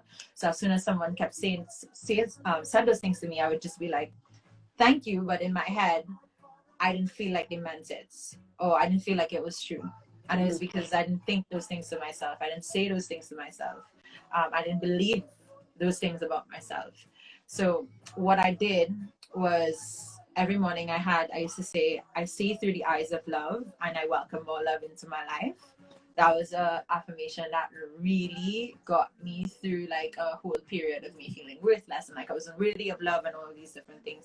Literally, and I started believing it so much and saying it so much. And the thing about it is to not stop. Just because you've gotten into a groove where you feel like you're on top of the world now, it doesn't mean that you're gonna stop and you're gonna break this chain, you know. So I got to the point where I was like walking through airports and I'm like saying it's in my head and I'm like, see through the eyes of love. And because I believed it while I was saying it, while I was walking, my walk, my strut, my everything pictured that, like this goddess vibe. Because in my head, that was the vibe. That is the vibe. That is me. So I started to exude that more and more. And then you would see the typical, oh, you're so beautiful comments turn into, oh my God, your energy is so radiant. There's an aura about you. Yeah. So it wasn't about the physical anymore. It was something that was coming out from the inside. So I definitely would encourage women and men to try and indulge in and add affirmations to your daily routine. And do not get tired of it. Do not think that, okay, this is enough now. It's never enough. The more, the better. And what I did paired with that as well, besides saying it, I would have times where I would sit down. Have you ever, I'm going to ask you this, have you ever really sat and looked at yourself in the mirror? Like looked at your eyes in the mirror? Your eyes? Like a lot of people are afraid to. I definitely have, because while you were saying that, I was sitting there thinking, I'm like, did I really stare at myself? I don't. No, you know why? Put on makeup and then, you know, you're out. Yeah, and society has deemed like staring at yourself as, you know, being whatever, narcissistic, having this, being vain, whatever. But actually, a lot of people are afraid to look at themselves in their eyes. They're afraid to see the eyes that are going to be looking back at them. Because your eyes really are the spirit to your soul. They say for you, if you really look into someone's eyes, if you really look into your own eyes, then you see things and you feel things that also change things for you, change your thoughts. So I used to look at myself all the time in the mirror, but I wasn't really actually looking at myself. Yeah. Actually, I distinctly remember avoiding looking at into my eyes, my own eyes. I distinctly remember not wanting to catch my own eye in the reflection. Yeah. And at that point, I was like, nah, something's wrong. Something's wrong then. You can't even look at your own reflection. Something is absolutely wrong. And I sat in front of the mirror and I would stare into my own eyes, to the point where sometimes I felt like I was even almost like scared at what I was looking at. You know, I was like, what am I looking at? Like, who is this person? This is crazy. This is actually crazy. Who is this person? How am I staring at this reflection of me and feeling like if it's not me? You know, because I'm staring directly into the eyes. You know, we're constantly seeing out, seeing out, seeing out, seeing out. Very rarely we see within. And we have the benefit of having these reflections, but no one actually takes it in the sense that you should be taking it on, in terms of being able to really reflect on your inner self. It's more Today's like challenge. A sense, it's more of a sense of like, oh, let me use this to look pretty, or let me use this to whatever. You know, so I sat in front of the mirror and I would tell myself, look at myself, stare at myself for like some time, and just be there like, and eventually, at first I had nothing to say. At first I had absolutely nothing to say, because that was the point where I was like trying to figure out, okay, well, really, who is this person? And I would just sit there sometimes and really just try to digest my feelings, allow myself, okay, why do I feel scared right now? Okay, why do I feel sad right now? Why does this eye that's looking back at me look sad right now? Why does it look like, what is this? Why does it look like if it's afraid of something? Like, so first it was me really sitting and looking and digesting those feelings, really taking it and taking in what I was seeing. And then it was me now asking questions. Okay, so who are you? Who are you? Who are you? Like, simple question, simple question, but very hard to find the answer. Sat down there over and over, just asked like, who are you? Who are you? And then went into the next stage after that now, of every time I looked, just like smiling at myself now. It was no longer intense stares. It was no longer like, who are you? Da, da, da, da, da. It was light. You're embracing yourself. Yeah, it was like I would sit there and I would look into my eyes and I would smile and see the way that my eyes turn when I smile, the light that shined out of my eyes. You're beautiful. You're like, allow yourself to shine, allow this, allow it. And I would go in now on this like just self-praise thing, but like beautiful self-praise. It was lifting myself up and out of the hole that I was in, and that really had an impact on me. I'm gonna do this challenge for myself, and I'm gonna message you and I'm gonna let you know how this first situation goes down. Yes, definitely. But no, I think a lot of people really are, like you said, they're scared, you know, they're not sure what is going to be looking back at them, because a lot of people, you know, have trauma and they have this, and, you know, so it's like sitting and staring yourself, even though, you know, you look at yourself, but like you said, you don't really look at yourself. You know, you go in the mirror, you pamper up, and then, you know, that's the end of that. But for you to sit down, I think people are scared to get to know who their true self, you know, is at the end of the day. So that's definitely a good challenge for people to really, you know, do some, I guess, self-discovery more than anything. Because now you have no choice but to kind of... self-upliftment, like, really, you know, sometimes it definitely doesn't come in a direct answer. Like, your reflection is not going to say you are the queen of the Nile. No, it's just a feeling that you feel when you feel it, and you know you're feeling it, and now you're able to exude it, you know. What is your definition? I ask most of my guests, I ask this question. You actually answered, you know, what's your definition of success? But what is your definition of love? Like, what does love look like to you? Love. Just your smile alone is like... Honestly, love looks like my family. Love looks like being able to be yourself and know that the person or the people around you is not going anywhere at all. They accept you for who you are. Love looks like safe spaces, people that you're able to have safe spaces with, which ties back into being able to be yourself, and not just be yourself in terms of do what you want in a worldly sense, but actually be yourself. Love. Love gets me all tingly. You know, it's something I've manifested for myself. I think I would walk through everywhere I go, and that's what I would say. I see through the eyes of love, and I welcome more love into my life. You know, Love looks like me smiling right now because of the way that I feel when I think of love. Love is support. Affirmations are real. Manifestations are real. This is a, a living proof of that. Yeah, of course, of course. Did you ever think that you would be at this, like, did you ever think that you would be at this point when you were going through the trauma? Did you ever think that you'd be able to get through that and like be the person that you are today? You know what? I knew that I wasn't going to give up. That much I knew. I knew that I was not going to give up. There was no way that I was going to give up. Were there times when I felt like, shit, this is it for me? 100%. Like 100%. There are times when I felt like my heart could not take the pain that I was feeling anymore.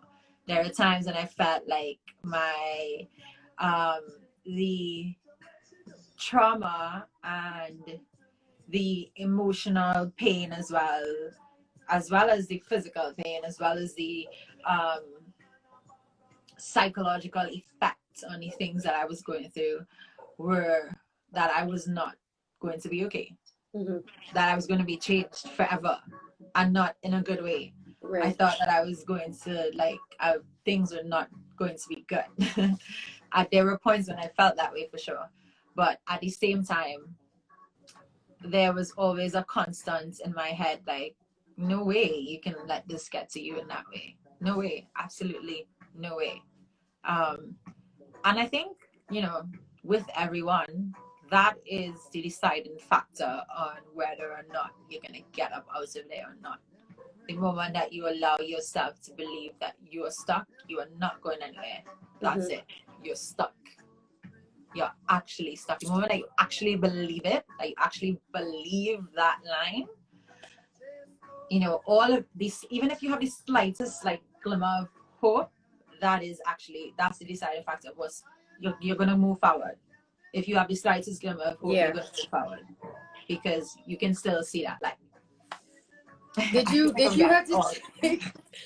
take, because I'm just thinking about it. So, when you have trauma and stress, physical abuse, verbal abuse and so on, sorry, it becomes overwhelming. So, so for the persons who are going through these types of situations, they're probably sitting there like, where do I start? Like, how do I even, I know that I have all of these things that I need to heal from, but I don't know where to start. Would you say that, the baby steps in the right direction? So starting with the affirmations, seeking therapy, is that something that you would advise?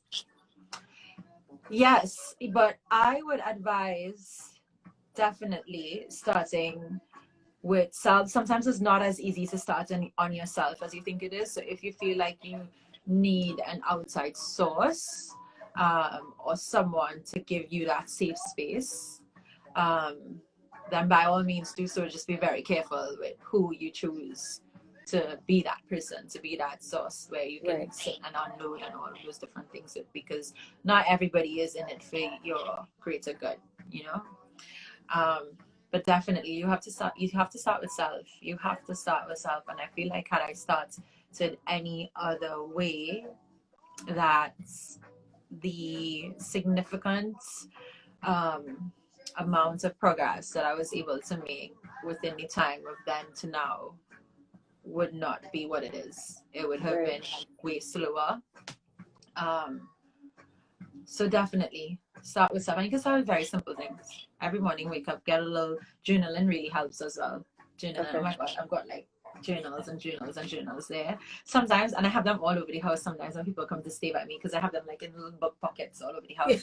Sometimes when people come to stay by me, I'm like, oh God, I hope they don't pick up this journal. And then at other times I'm just like, you know what, if they pick it up, because I don't, it's not like I have secret sex fantasies. I've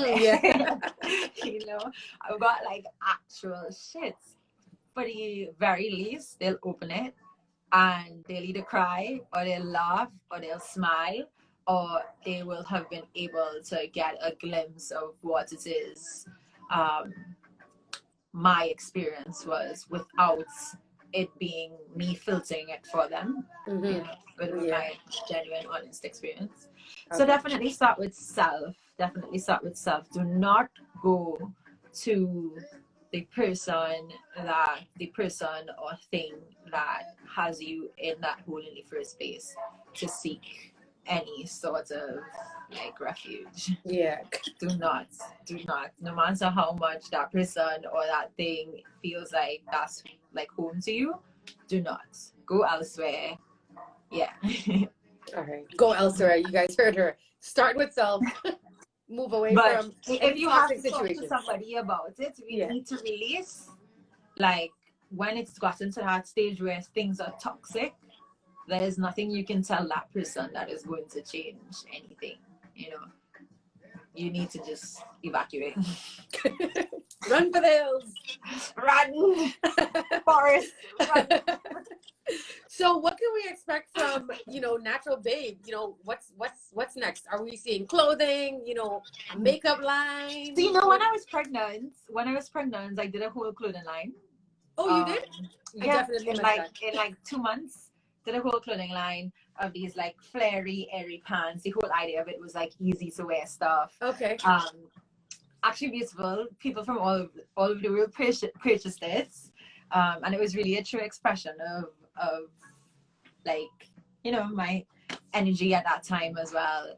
I had names for them. I'm really big on names because I think like whatever you choose to name something, just like with a human being, it's what you wish for that person. It's how you see that person. It's the energy that person. Like I think names are really important.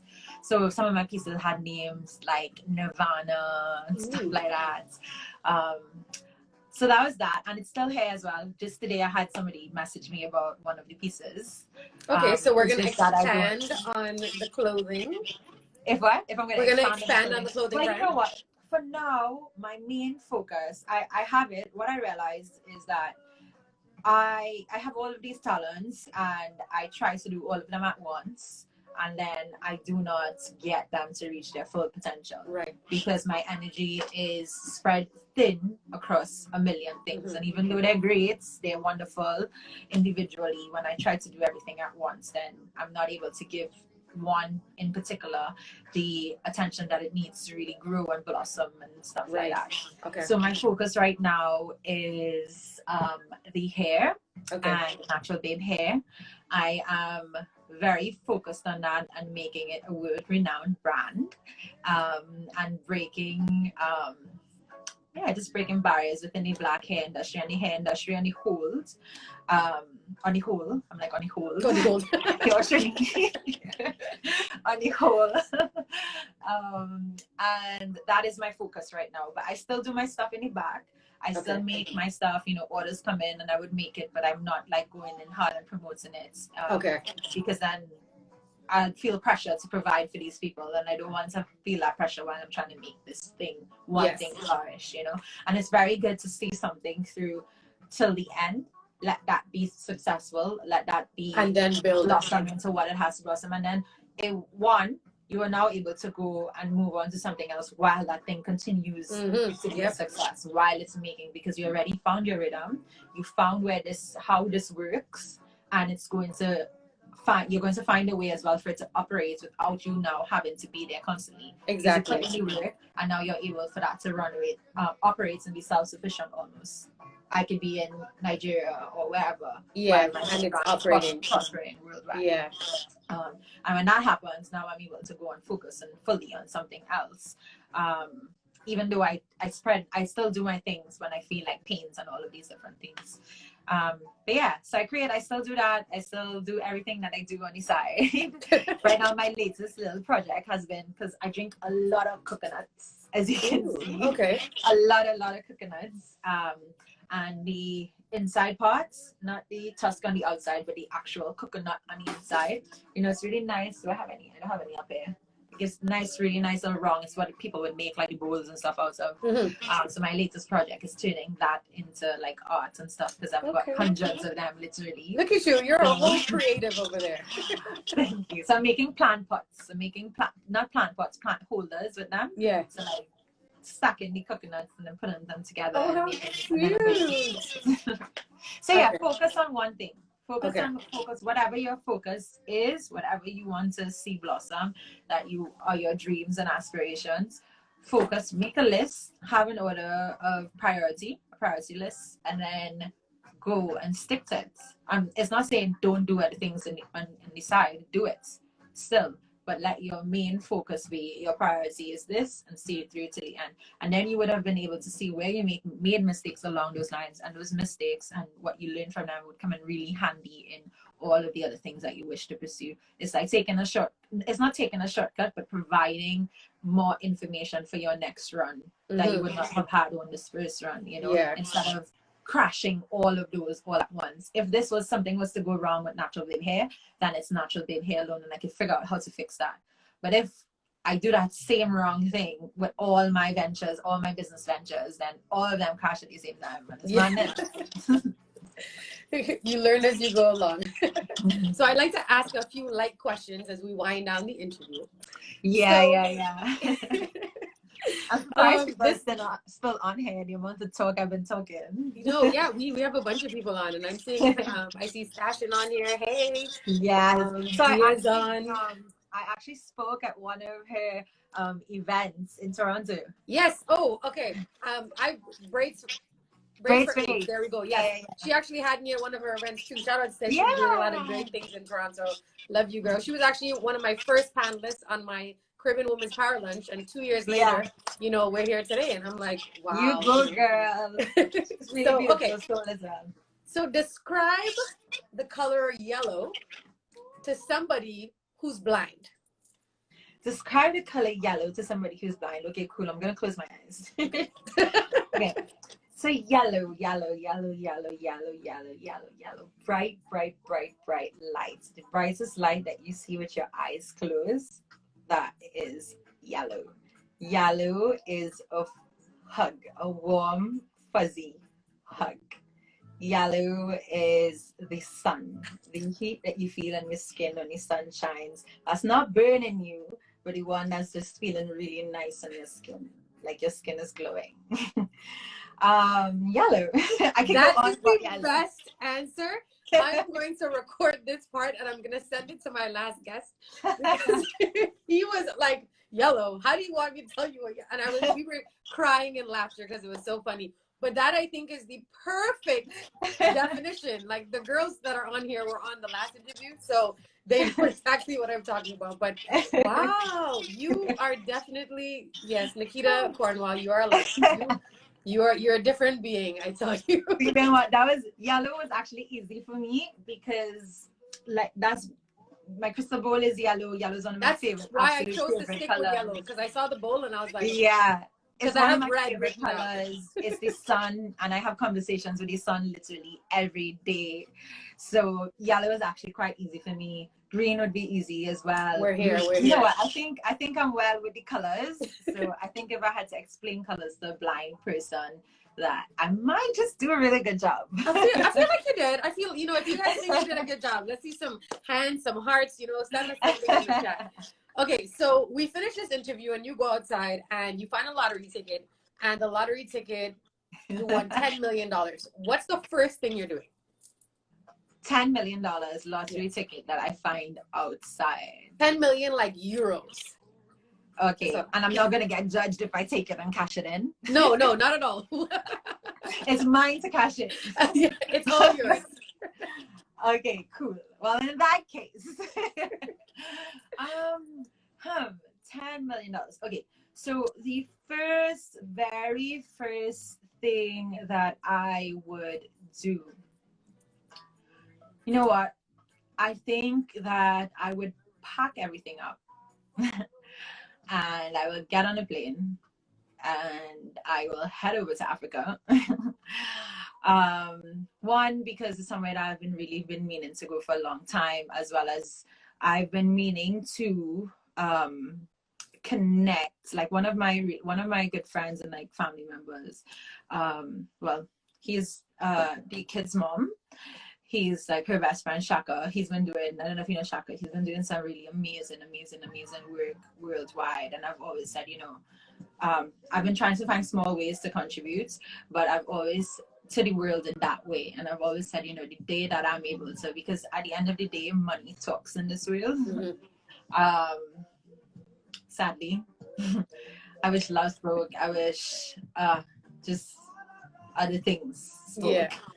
But money talks in this world, and a lot of people are suffering really badly, like really, really, really badly. And a lot of people throw a blind eye to it, like turn the other cheek because it's not within their direct space. They're not seeing it when they walk outside of their house. They choose what they want to watch on TV. When it comes on the TV, they flip the channel, and they filter it out of their lives basically. Hence, they don't care about it because they feel they're not seeing it, they're not privy to it, they're not exposing themselves to it, and they're not allowing themselves to really care about it. So I will use a really big chunk of that money to heal the world, to create homes as well, to give some people homes. A lot of people do not have homes. A lot of people do not have homes. And as much as a lot of people like to say that, like, people choose where they want to be, some people are born into lots of people, thousands and thousands and thousands of people are born into the most traumatic scenarios of life. And being able to switch your mind off and get out of it is not even as close to easy as people say, oh, get up and work or whatever. Yeah. So I will go into the hearts of these places and try to create some sort of space, mainly for the children and mothers as well as, so I create 3 spaces. One for an artistic outpour for children to be able to come, and teenagers to be able to come and have that space as their safe space and create their beds. Even if they want to stay, they can stay and stuff like that, and have really inspirational people around, empower them to express themselves creatively. So that'll be one thing. That's something I've been trying to get governments to back me on for years, and they just have no faith in the artistic, how much art plays a role. Like art therapy that's something that was another dream of mine as a child, and it's something that I do plan on executing at some point in life. Keep manifesting it, girl. Yeah.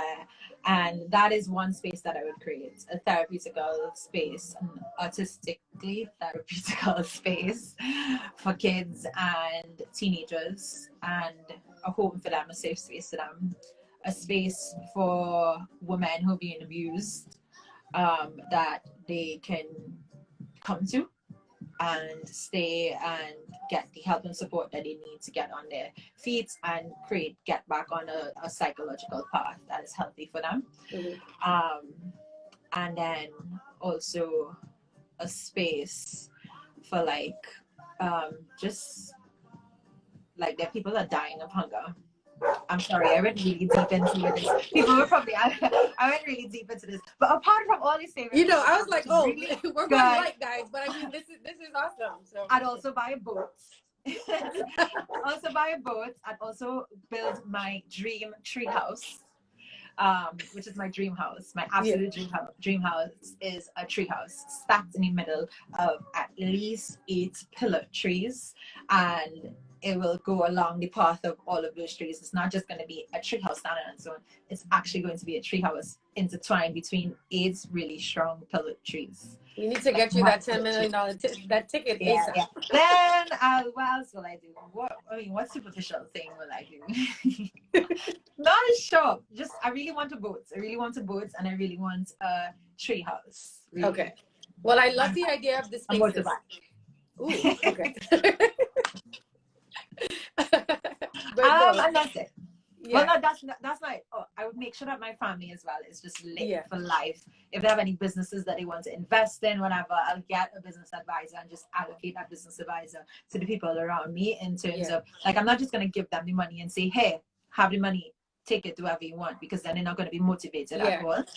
I'm going to provide them with the tools that they need and the tools that are necessary for them to be able to do the things that they want to do, and get them inspired. And just like, I have a business lawyer, a business advisor, a space where they can work out of and just say, hey, use this to follow your dreams. Okay. So right. I mean, I think that was a great answer. It was multiple answers, but they were great altogether. The safe space, I think, is definitely needed, for sure, because a lot of people just, are going through so many different things and they have nowhere to turn. And I love the idea of having an artistic safe space because you know, music heals, art heals. There's so many different aspects of that, you know. What do you think is something funny about you that your fans don't know? Like, it could be like maybe a talent or just something about you that your fans would be like, that girl. Something funny about me that my friends. I mean, I think I'm pretty funny. So, but what? Oh man. My friends know how much of a terrible singer I am, and they make fun of me all the time. But I sing anyway. But I don't know. You're putting me on the spot. I'm like, I don't know. What is funny about me that people don't know?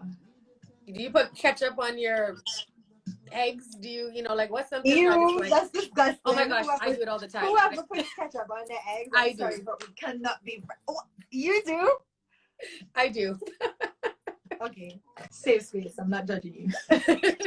Our timer is on for 1 minute and 48 seconds. So in 48 seconds, if you had to leave a letter for your son, what would you say in that letter? Go ahead, baby. Be yourself, free yourself, express yourself. Remember to connect to Mama Earth, Papa God, and be kind. Be kind to people. I love you. My love for you transcends beyond this world, beyond this time. We've loved each other before and multiple times, and we'll continue to love each other. And no matter what you do, like, you are guided. You're spiritually guided. Just know it and go forth. Go forth to the world. I love it. Well, we have a minute now, so I'll wind down and say thank you so much. I know that it's like 2 o'clock in the morning in London, and I know that you have a lot going on, so I appreciate you taking the time to be unplugged in and, you know, share your journey. I've been wanting to do this for a while with you, but I was like, you know, timing's everything, and when God, you know, when he's ready for it, he'll make it happen, and he made it happen. So beautiful story. You know, I know you for a while now, and you're just a beautiful spirit from the day that I met you, and you still continue to exude that light. So thank you for being here, everyone. Thank you for watching. You know, make sure you check out Naturalbabe Pro. Follow me at Kerra Denel. I do these interviews every Tuesday at 7 p.m. You know, follow us, support us, you know, and just connect yourself. Continue to be kind, continue to be loving, continue to stay home during this time. And yeah, continue just to connect continue to spread self. the love. Definitely connect to self. So I love you guys. Thank you for watching as well. Thank you, Kerra, for having You're me, welcome. sending all of my light and love and goodness. And I'm going to sound you guys out with the sound. Yes. 5 seconds.